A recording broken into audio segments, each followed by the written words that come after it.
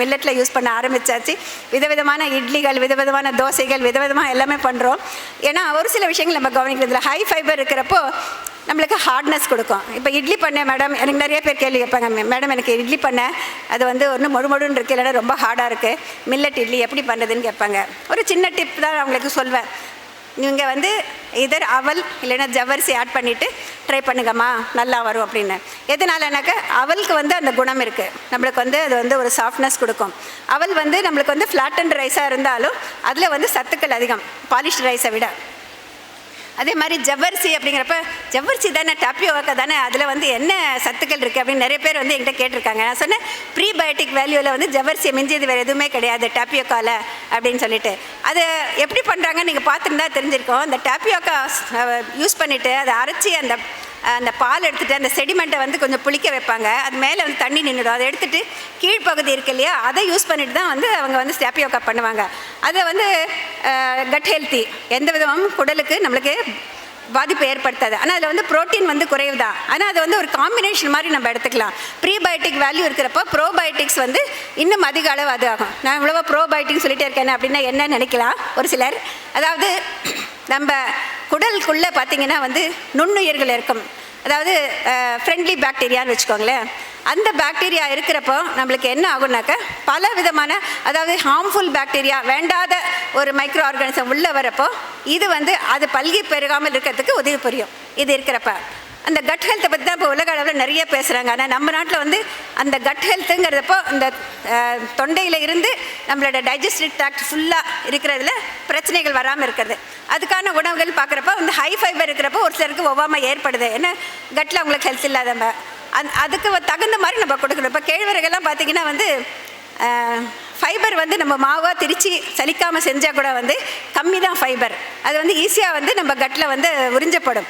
கம்பும் அதே மாதிரி தான். அதே மற்றதெல்லாம் பார்த்திங்கன்னா ஓரளவுக்கு ஃபைபர் அதிகமாக இருக்கும். அது யார் யாருக்கு சூட் ஆகுதோ அவங்கவுங்க தான் சாப்பிடணும். அது வந்து நிறைய பேர் கேட்குற கேள்வி வந்து, மேடம் வந்து எனக்கு வந்து ஹை ஃபைபர் ஃபுட்டு சாப்பிட்டா வந்து கேஸ் ஃபார்மேஷன் எனக்கு வந்து சேர மாட்டேங்குது அப்படிங்கிற ஒரு பிரச்சனை எப்போ சொல்லுவாங்க. நான் சொன்னேன், மில்லட்டுக்கு நீங்கள் பழகாதவங்களாக இருந்தாங்க முதல்ல வாரத்துக்கு ஒரு நாள் சாப்பிடுங்க, கொஞ்சமாக சாப்பிடுங்க.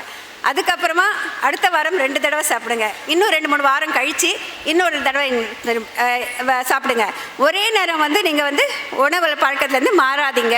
அப்படி மாறினீங்கன்னா நம்ம உடம்பு வந்து அதுக்கு அடாப்ட் ஆகாது அப்படிங்கிற ஒரு விஷயம் வந்து நம்ம தெரிஞ்சுக்கணும். ஒரே தடவை நம்மளுக்கு வந்து ஹெல்த்தியாக இருக்கணும், திடீர்னு இப்படி இருந்து அப்படியே மாறிடக்கூடாது. அதே நேரம் நீங்கள் எல்லாம் வெளிநாட்டுக்கு போகலாம், எங்கே வேணால் போகலாம், நம்ம நாட்டு உணவை மறக்காதீங்க. நம்ம ஜெனட்டிக்கலி நம்ம உடம்புக்கு சூட்டபிள் உணவு தான் வந்து நமக்கு சூட் ஆகும்.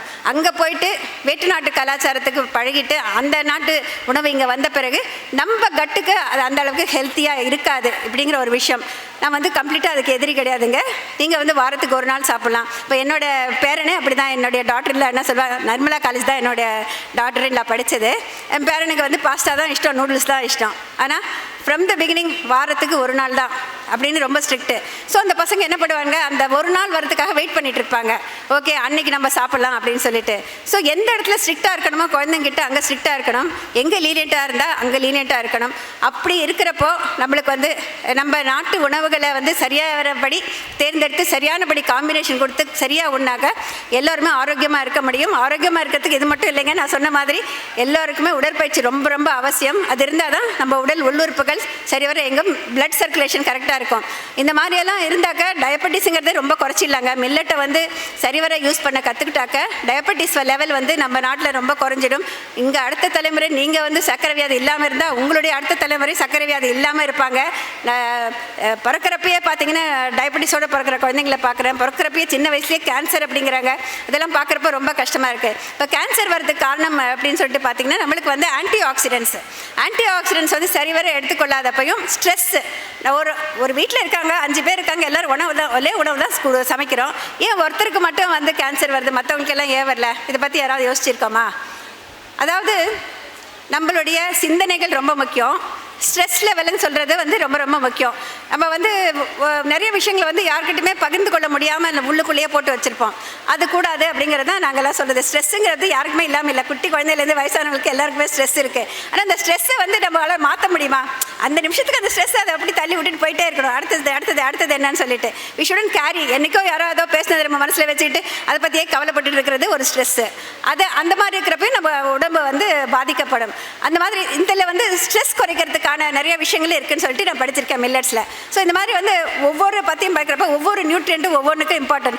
சின்ன மைக்ரோ நியூட்ரியன்ட் சொல்லுவாங்க, ஒரு பாஸ்பரஸ் அப்படின்னு சொல்லுவாங்க, ஒரு மெக்னீஷியம், ஒரு ஜிங்க், ஈச் ஒன்னுக்கு ஒரு ரோல் இருக்குது. நம்ம வந்து இப்போ வந்து கோவிட் வந்ததுக்கப்புறம் டாக்டர் எல்லாம் பார்த்தீங்கன்னா ஜிங்க் சாப்பிடுங்க, விட்டமின் சி சாப்பிடுங்க அப்படின்னு சொல்லிட்டு சப்ளிமெண்ட் கொடுக்குறாங்க. ஆனால் அதெல்லாம் நேச்சுரலாக நம்ம உணவில் கிடைக்குது. அந்த நேச்சுரலாக கிடைக்கிறத வந்து நம்ம கரெக்டான வே ஆஃப் கம்பைன் பண்ணி நம்ம எடுக்கிறப்போ டெஃபினட்டாக வந்து எல்லாருமே ஆரோக்கியமாக இருக்க முடியும். நான் பேசினா இன்னும் நிறையா பேசுவேங்க. ஐ திங்க் நீங்கள் இன்டராக்டிவ் செஷனில் நீங்கள் கேளுங்க. இந்த ஆப்பர்ச்சுனிட்டியை கொடுத்ததுக்கு ரொம்ப நன்றி, வணக்கம். நம்ம நாட்டு இந்த உணவை வந்து உலக அளவில் இன்னும் நிறையா எடுத்துகிட்டு செல்லலாம். நீங்கள் எல்லாருமே இவர் இருக்கார் உலக அளவில் எடுத்துகிட்டு போகிறதுக்கு. அதை வந்து ஹெல்த்தியான ஒரு ஆப்ஷனாக எடுத்துக்கோங்க. இப்போ நாங்கள் வந்து இங்கே குக்கீஸ் ஹெல்த்தின்னு சொல்லிட்டு எல்லாம் சாப்பிட்றாங்க. பட் எனக்கு வந்து அதில் வந்து ஒரு நல்ல அபிப்பிராயம் கிடையாது. ஒரே ஒரு ஷேர் பண்ணிவிட்டு முடிச்சுக்கிறேன். குக்கீஸ் அப்படிங்கிறது வந்து இந்த பிஸ்கட் அப்படிங்கிறது எப்போ வந்தது அப்படிங்கிற ஒரு விஷயம் நம்ம தெரிஞ்சுக்கணுங்க. 2வது உலகப்போர் டயத்தில் வந்து அந்த காலகட்டத்தில் வந்து நம்மளுக்கு இப்போ இருக்கிற மாதிரி வந்து ஃபெசிலிட்டிஸ் எல்லாம் கிடையாது. அவங்க ப்ரெட்டையே வந்து இன்னொரு தடவை பேக் பண்ணி கொஞ்சம் ஹார்டாக ஃபஸ்ட்டு கொடுத்தாங்க. அதுக்கப்புறம் அதை கேரி பண்ணிட்டு போவாங்க. இமேஜின் எங்கேயோ வந்து வார் நடக்கிறப்ப எங்கேயோ போய் இருக்கிற ஒரு சோல்ஜருக்கு வந்து சாப்பிட ஒன்றுமே இருக்காது. அந்த ரொட்டி துண்டை காய வச்சு அதை எடுத்துகிட்டு போவான். அதுக்கப்புறம் அவங்க என்ன பண்ணுவாங்கனாக்கா அதுலேயே தே ஆடட் சம் கொஞ்சம் எசன்ஸோ கொஞ்சம் கேஷ்யூநட்டோ அந்த மாதிரி இதெல்லாம் சேர்த்துட்டு இன்னும் கொஞ்சம் மாற்றி கொஞ்சம் டேஸ்டியாக கொடுக்க ட்ரை பண்ணாங்க. அப்படி தான் பிஸ்கட்டுன்னு வந்தது. பிஸ்கட்டுங்கிறது டபுள் பேக்டு, அர்த்தமே வந்து டபுள் பேக்டு. அதுக்கப்புறம் தான் குக்கீஸ் வந்தது. இதை பற்றிலாம் நம்ம வாசிக்கிற பண்ணத்தினாக்கா அது வந்து பசியை போக்குறதுக்கான ஒரு விஷயம். இப்போ எங்கேயாவது ரொம்ப தூரத்துக்கு போகிறோம், அங்கே ஒன்றுமே கிடைக்கல அப்படிங்கிறப்போ ஒரு 2 பிஸ்கட் சாப்பிட்டிங்கன்னா அந்த நேரத்துக்கு பசியை போக்கும், அவ்வளோதானே தவிர அதில் இருக்கிற சத்துக்கள் வந்து நம்மளுக்கு வந்து தேவையே கிடையாது. அது அதிகமான கேலரிஸை கொடுக்கும், அதிகப்படியான கொழுப்பை கொடுக்கும். We become over weight. So இந்த குட்டி குழந்தைங்க பார்க்குறேன் அந்த டிபார்ட்மெண்ட் ஸ்டோரில் பேரண்ட்ஸ் கூப்பிட்டு வராங்க. இந்த போன தடவை இந்த பிஸ்கட் எடுத்தேன், இந்த தடவை இதை எடுத்துக்கிறேன், இந்த தடவை இதை எடுத்துக்கிறேன்னு சொல்லிட்டு தே பிக் அண்ட் சூஸ். அவங்க வந்து அளவுக்கு அதிகமாக அதை சாப்பிட்றாங்களோன்னு எனக்கு தோணும். பிஸ்கட்டுங்கிறது வந்து நம்ம வந்து ரெகுலராக சாப்பிட்ற ஒரு விஷயம் கிடையாதுங்க. அது என்றைக்கோ ஒரு நாள் நம்ம பசிக்கிற நேரத்துக்கு நம்ம இந்த பசியை தணிக்கிறதுக்காக கொடுக்கப்பட்ட ஒரு விஷயம்.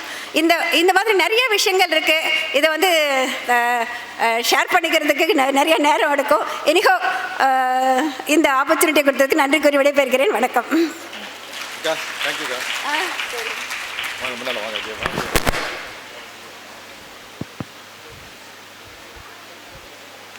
Thank you, ma'am.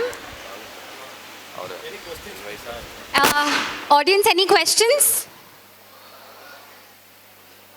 Friends, Jeannie wants to honor Mrs. Mallika Badrinath. Jeannie, MD, Managing Director. Mr. Manjunath is here. Yeah, please.